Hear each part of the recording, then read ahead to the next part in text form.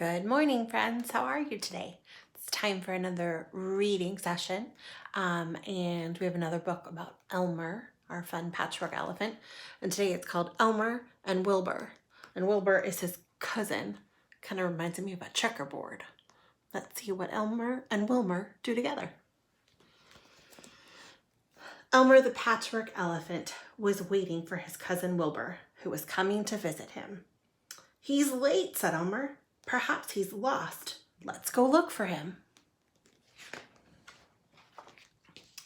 "What does Wilbur look like?" asked an elephant. "Wait and see," chuckled Elmer. "But be careful. Wilbur likes to play tricks, especially with his voice. He's a ventriloquist. He can make his voice sound as if he is coming from a different place than where he is, from anywhere." "This is fun," said the elephants as they started to search. "It's like hide and seek."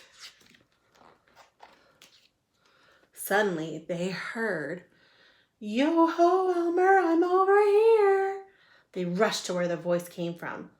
"Looking for me?" asked a rather surprised tiger. "Sorry," said Elmer. "We thought you were my cousin." "Very funny, Elmer," said the tiger. "Perhaps that your cousin I can hear shouting." "Help!" called the voice. "Help! I've fallen into the pond."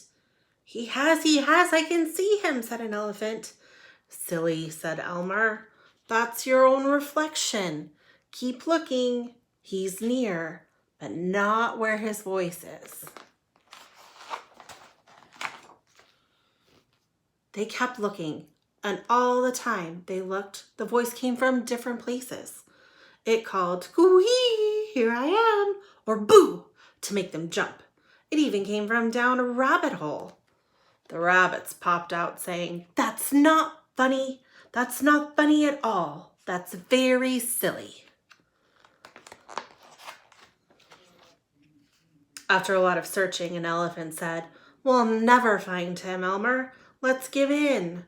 "Wilbur," called Elmer, "we give in. You can come out now." "I can't. I am stuck up a tree," Wilbur's voice said from above them. The elephants giggled. "He's very clever," said one. "If you don't come," said Elmer, "we'll have to go home without you." "I really am stuck up a tree," said Wilbur's voice. The elephants giggled again. "Elmer," said an elephant, "is Wilbur black and white?" "Yes, why?" said Elmer. "I peeped," said the elephant. "He really is stuck up a tree." They all looked up. There was Wilbur up a tree. "Wilbur," gasped Elmer, "how did you get up there?" "Never mind how I got up. How do I get down?" said Wilbur. "I didn't think elephants could climb trees." "I have no idea," said Elmer, "but we're hungry, so we're going home for tea. At least we know where you are now. Goodbye, Wilbur. See you tomorrow." With that, Elmer started to lead the other elephants away. "Oh, Elmer," called Wilbur, "don't leave me. I'm starving."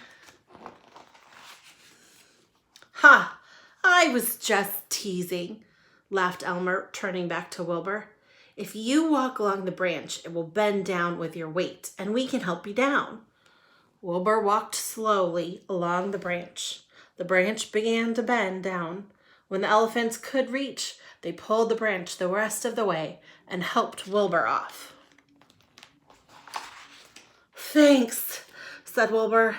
"Now where's that tea you were talking about?" Then laughing and joking together, they all raced all the way home.